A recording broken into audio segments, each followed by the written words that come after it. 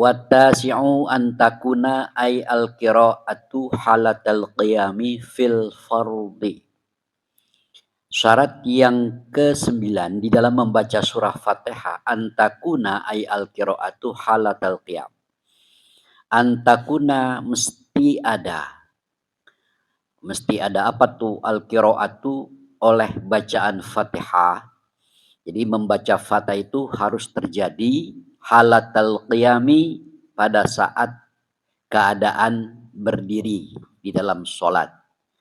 Nah, syarat berdiri di dalam membaca Fatihah di mana fil fardhi di dalam sholat fardu. Kalau sholat sunnah boleh kita baca Fatihah dalam keadaan duduk. Masalahnya kalau sholatnya sholat sunnah kita tidak diwajibkan atau berdiri itu bukan sebagai fardu, ya. Bukan. Berdiri sebagai fardu itu hanya dalam sholat fardu, ya, seperti itu. Maksudnya sebagai fardu rukun itu hanya dalam sholat fardu. Kalau sholat sunnah enggak. Kita mau melakukan sholat sunnah umpama 20 rakaat seperti itu baca Fatihahnya sambil duduk ya enggak masalah gitu.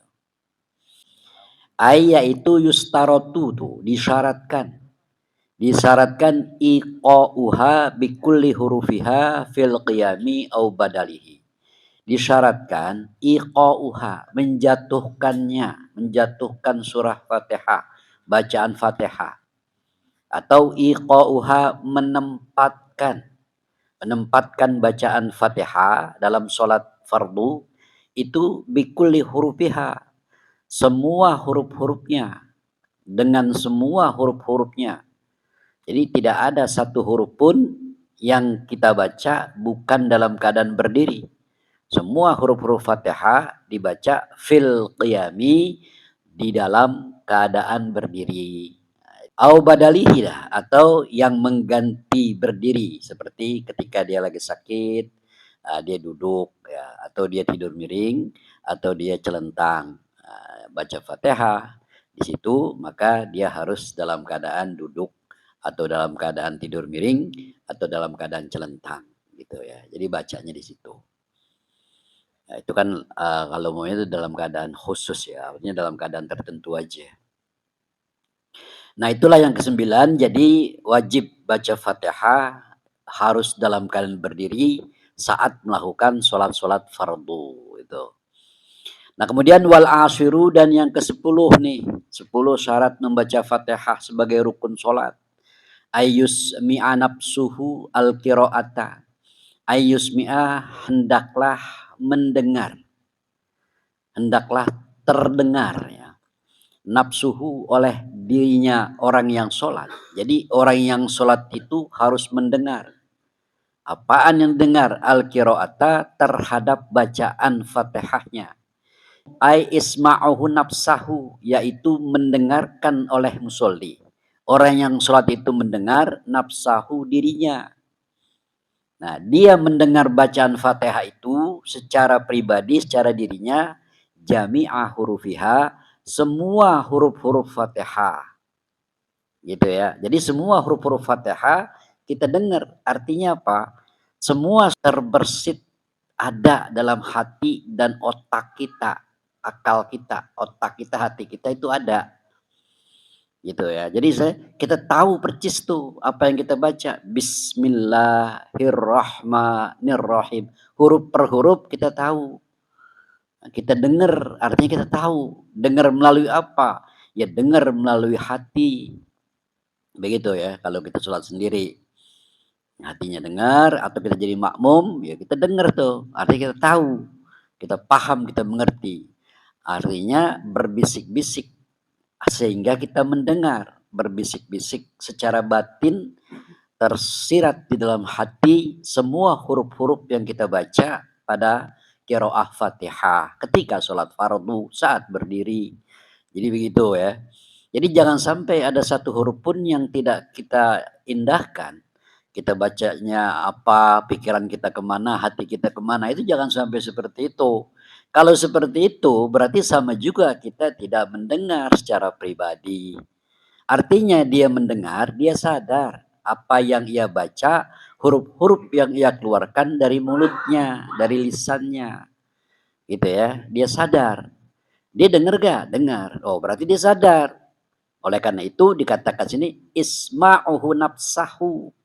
Isma'uhu, dia itu mendengar. Nah, yang mendengar siapa? Nafsahu, dirinya, batinnya, jiwanya. Mengenai apa? Jami'ah hurufiha.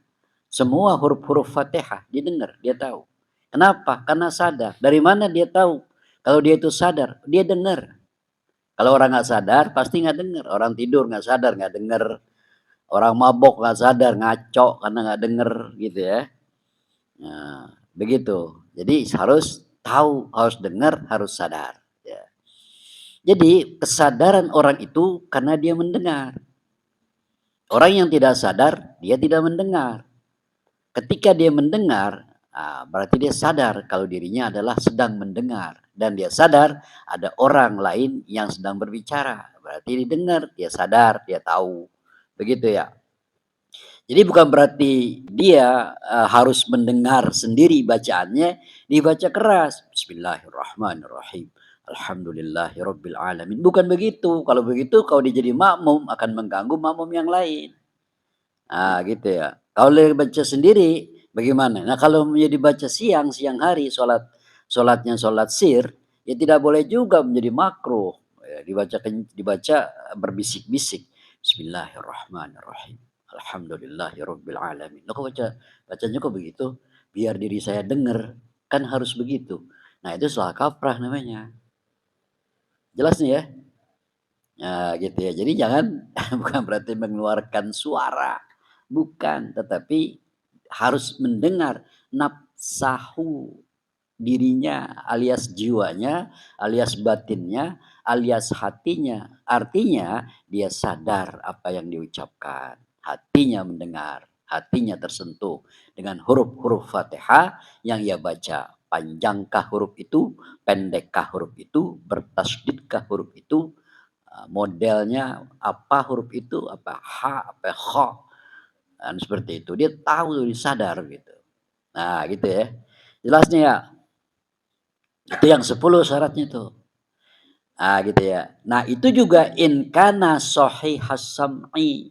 Apabila memang dia dinyatakan orang yang sehat pendengarannya. Wala laghato, nah ini dari sisi lain ya. In kana sahihas sam'i, nah itu udah secara zahir deh.